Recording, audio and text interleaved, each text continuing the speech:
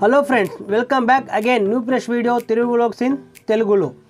Friends, మీరు previous వీడియోలో చూశారు కదా, త్రేవి ఫౌంటైన్ అండ్ సిటీ అరౌండ్లో ఏమేమి చూడవలసిన ప్రదేశాలు ఉన్నాయో. అయితే ఒకవేళ మీరు ఆ వీడియో చూడకుంటే మీరు నా యూట్యూబ్ ఛానల్లోకి వెళ్ళి మీరు ఆ పార్ట్ 1 వీడియో చూడవచ్చు. ఫ్రెండ్స్, ఈరోజు మనం ఈ రోమ్ సిటీలోని చూడవలసిన మోస్ట్ ఇంపార్టెంట్ ప్రదేశాలు ఏమేమి ఉన్నాయో మనం ముందటెళ్ళి చూద్దాం.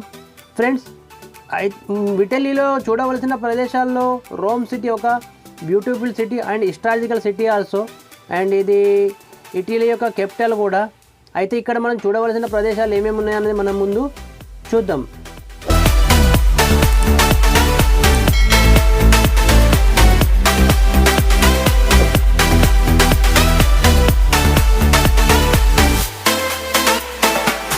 ఇప్పుడు మనం స్పానిష్ స్టెప్స్, రోమ్ సిటీలోని స్పానిష్ స్టెప్స్ అనే ప్రదేశంలో ఉన్నాం. ఈ స్టెప్స్ని 1723 నుండి 1725 కాలంలో పూర్తి చేశారట. అయితే దీని ప్రత్యేకత ఏంటంటే, ఇది ఇంత అట్రాక్షన్గా ఎందుకు మారింది, టూరిస్ట్ పాయింట్గా ఎందుకు మారిందంటే, ఈ పైన ఉన్న ఈ చర్చ్ చూస్తారు కదా, ఈ చర్చ్ని ఏమంటారంటే ట్రినిటీ డ్యూమాంటీ చర్చ్ అంటారు. ఈ చర్చ్ నుండి, పైన ఉన్న చర్చ్ నుండి కింద ఉన్న స్పానిష్ స్క్వేర్కు దీన్ని లింక్ చేశారు. లింక్ చేసి దీని యూనిక్ డిజైన్ వల్ల ఇది టూరిస్ట్ అట్రాక్షన్గా మారింది.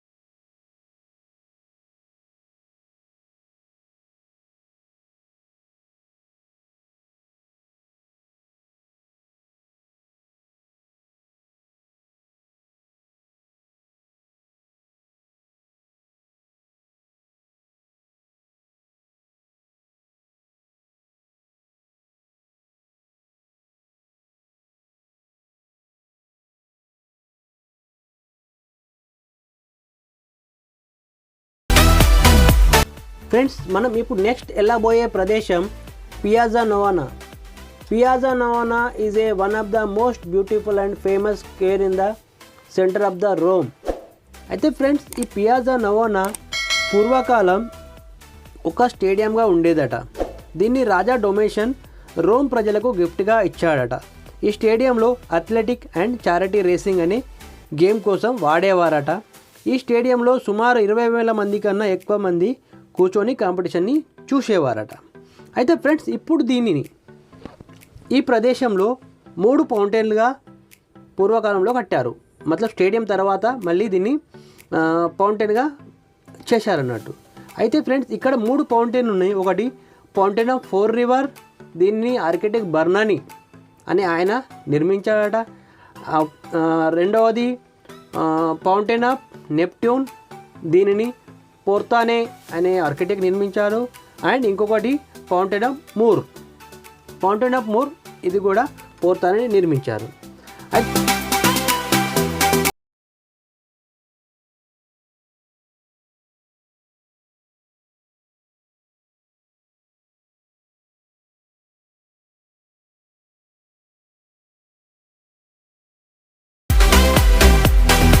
అయితే ఫ్రెండ్స్, ఈ ప్రదేశానికి ఈ పియాజా నోవానా అనే పేరు ఎలా వచ్చిందంటే, ఫ్రెండ్స్, నేను మీ ముందుగా చెప్పానుగా ఇక్కడ స్టేడియం ఉండే అని. అయితే ఈ రోమన్ భాషలో ఈ గేమ్స్ని అగోనిస్ అనేవారట. అగోనిస్ గేమ్స్ అనేవారట. అయితే అగోనిస్ తర్వాత అది పలుకుతూ అవోని అయింది, అవోని తర్వాత నవోని అయింది, నవోని తర్వాత నవోనగా మారిపోయింది. అయితే ఇప్పుడు దీన్ని నవోనా, పియాజా నవోనా అని అంటారు.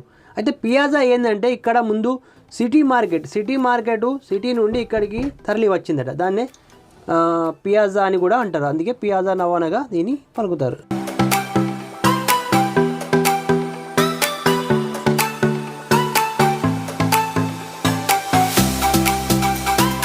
ఫ్రెండ్స్, ఇప్పుడు మనం ఈ చూస్తున్న ప్రదేశం మీరు చాలా సినిమాల్లో చూస్తుంటారు. మన తెలుగు సినిమాల్లో ఇక్కడ చాలా షూటింగ్లు జరిగినాయి. అయితే ఈ ప్రదేశాన్ని ఏమంటారు అంటే కొలాజియం అంటే ఇది ఇటలీలోని రోమ్ నగరంలో ఉంటుంది. రోమ్ నగరం చాలా ఫేమస్ అయినది కొలాజియం. ఇది 7వ వింతల్లో ఒకటి కూడా, కొలాజియాన్ని 7వ వింతల్లో ఒకటి కూడా పరిగణించారు. అయితే ఫ్రెండ్స్, ఈ కొలాజియాన్ని అప్పటి రాజా విస్పాసియన్ 77లో నిర్మించడం ప్రారంభించాడట. అయితే అది పూర్తి కాకుండానే ఆ రాజా విస్పాసియన్ మరణించాడు. అయితే తన ఉత్తరాధికారి అయిన టైటస్ 80వ ఏడీలో దీన్ని పూర్తి చేశాడట.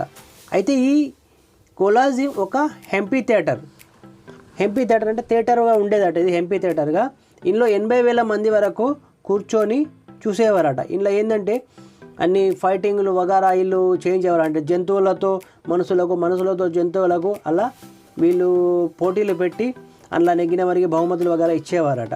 అయితే అలా చేసేటప్పుడు చాలామంది కూడా మరణించేవారట. అయితే దీన్ని మన 7th వండర్లో ఎలా చేర్చారంటే ఎక్కువ మంది ఇక్కడ చూడడానికి వస్తారు. ఇటలీ వచ్చిన వారు తప్పకుండా ఈ కొలాజియాన్ని చూడకుండా వెళ్ళారట. అయితే దీన్ని యునెస్కోనే 2007లో గుర్తించి 7th వండర్లో దీన్ని కలిపారు.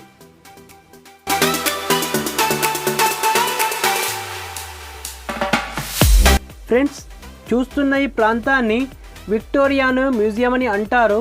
రోమ్కు వచ్చినప్పుడు మోస్ట్ విజిటింగ్ ప్లేస్లో ఇది కూడా ఒకటి. ఈ భవనం మీద చాలా అద్భుతమైన కళా నైపుణ్యాన్ని ఇక్కడ చూడవచ్చు. మంచి ఫౌంటైన్లు కూడా ఇక్కడ నిర్మించినవి ఉన్నాయి. ఇక స్టాచ్యూలు చూడండి, మంచి బ్యూటిఫుల్ స్టాచ్యూస్ అండ్ ఈ కళాకృతి కళా నైపుణ్యాన్ని వీళ్ళు ఇక్కడ ఎంత అద్భుతంగా తయారు చేశారంటే ఆనాటి కాలంలో అలా చూడండి ఎంత మంచిగా చేశారో. మీరు వచ్చినప్పుడు తప్పకుండా ఇక్కడ విజిట్ చేయవచ్చు.